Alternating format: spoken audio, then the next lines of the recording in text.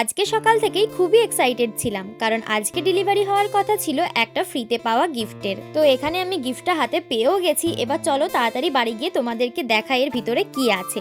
চলো এবার তোমাদের পুরো ব্যাপারটা বলি যে এই ফ্রিতে পাওয়া গিফটটা আমাকে কে দিয়েছে।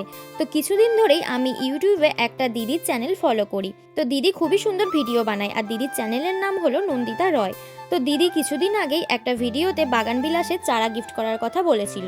তো আমি সেই ভিডিওতে কমেন্ট করি যে আমি ওই চারাটা নিতে যাই। তো দেখো দিদি আমাকে আজকে চারা গাছটা পাঠিয়েও দিয়েছে।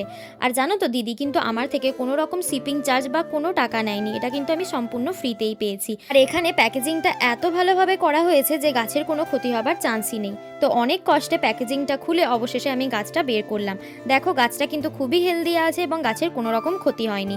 তো এই গাছটার আইডিটার নাম হলো মহড়া 36 প্যাটেলস। জানো তো এই গাছটা আমার কাছে ছিল, কিন্তু গাছটাকে রিপোর্ট করার সময় গাছটা মারা গিয়েছিল। তো এখন কিন্তু আমি গাছটা পেয়ে খুবই খুশি।